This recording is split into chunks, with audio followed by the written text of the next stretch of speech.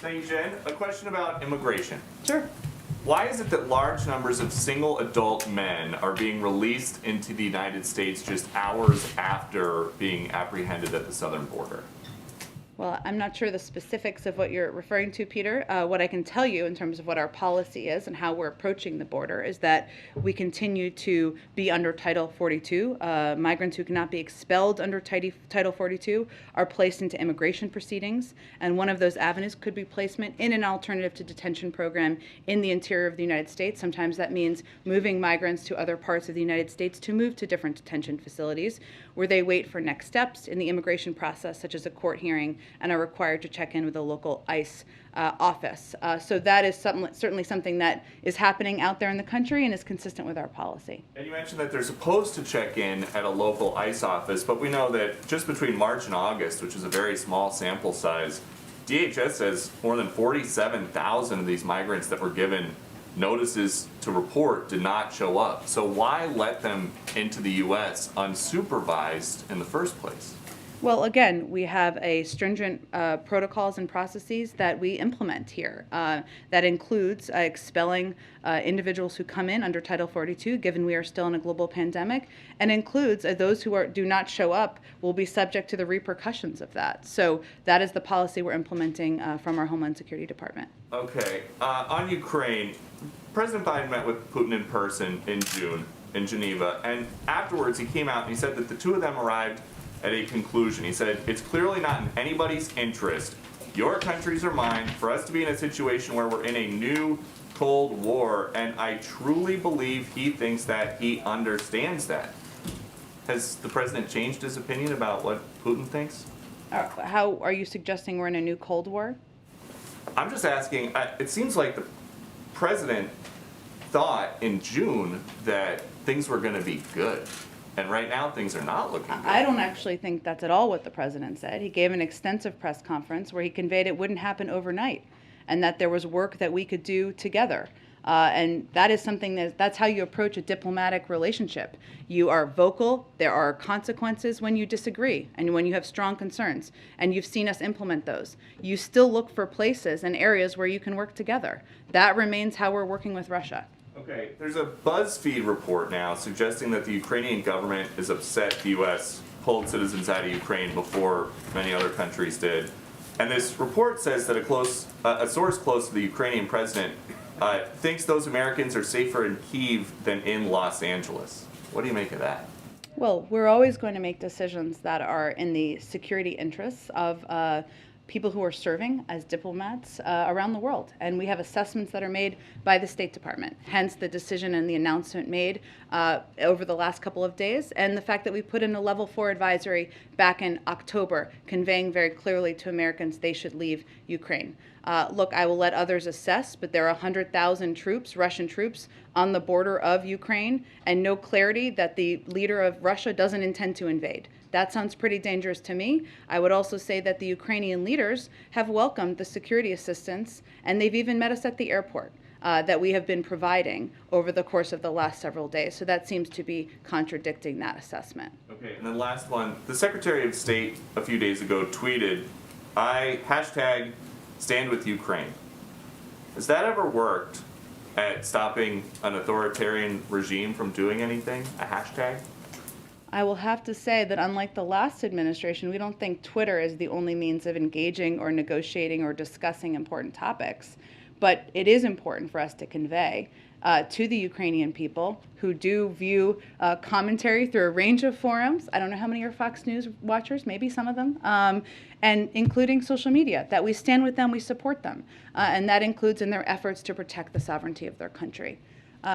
Just so that it's crystal clear for anybody watching, you guys think that ultimately in this conflict between school board members and parents, the school board members should have more of a say in what That's actually not what I said. I think. Thanks. First, on the markets, does the president think it's a big deal that today the Dow Jones is down at one point more than 1,100 points?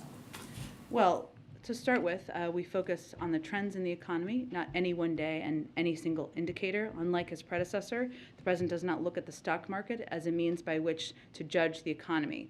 I would note that the market is up around 15% compared to when President Biden took office. But our measure of success is really how real working families are doing, whether they have a little breathing room, whether they have a job that delivers some dignity and a paycheck that they can support a family on. And we've seen a great deal of progress made on that front. Thank you. On schools in Virginia, 7 districts representing 350,000 students are suing the state. They're hoping to get a strict mask mandate for students that has been rolled back by the new governor reinstated. So who does the president think knows best for students? School board members or parents?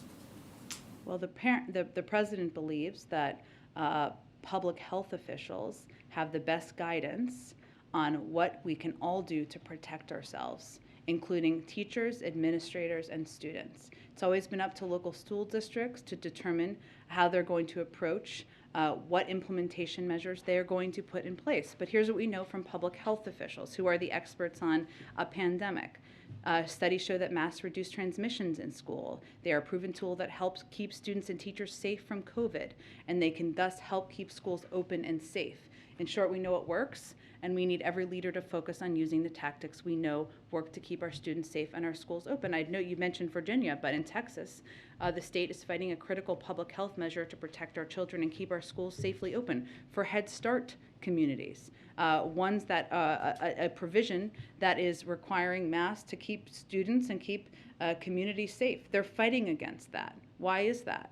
I think that has more to do with politics than it does with public health. But right now in Virginia, the law is, now that there's a new governor, but students should not have to wear masks if their parents say that they don't think they need to wear masks. So if a parent wants to send their kid to school with no mask, should that child be allowed to go to school and be in class?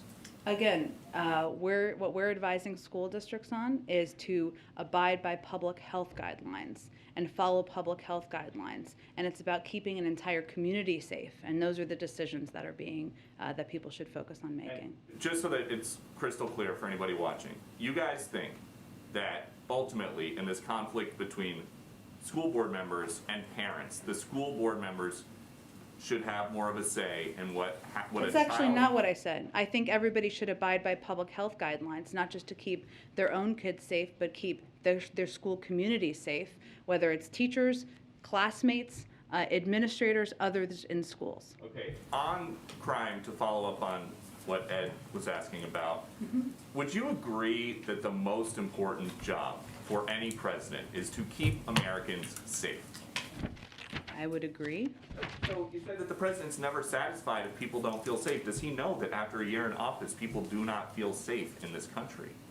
Well, Peter, I think if we look at the facts here, we've seen a surge of crime over the last 2 years. Would you agree with that?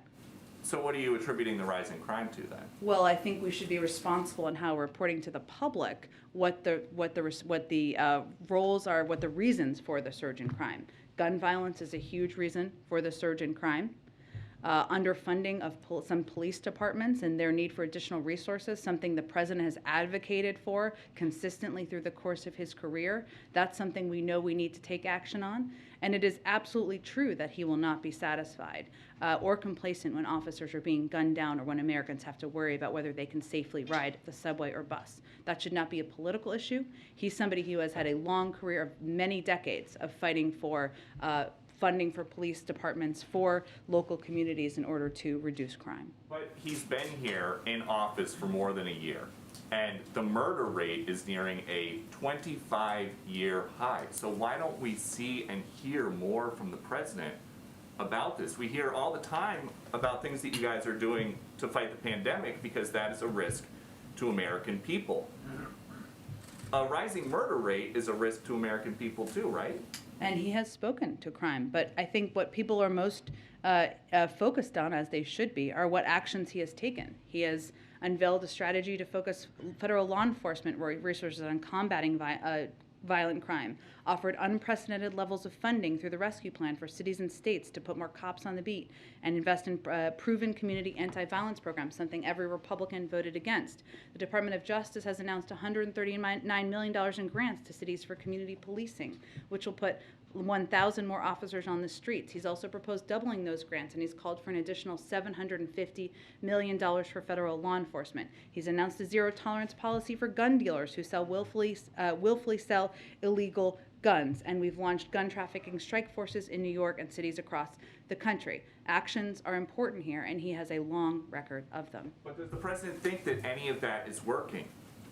The president thinks you should have a plan to address crime and gun violence. He has one, and we look forward to working with people who support that effort. But as the murder rate nears a 25-year high, would he consider maybe trying something different? Trying something other than supporting a massive plus-up in funding from his predecessor, cracking down on gun trafficking and gun violence, which is a major driver of the violence we've seen across the country, working to support community policing programs and police departments across the country. I think most people who want to fight crime would agree that's the right approach.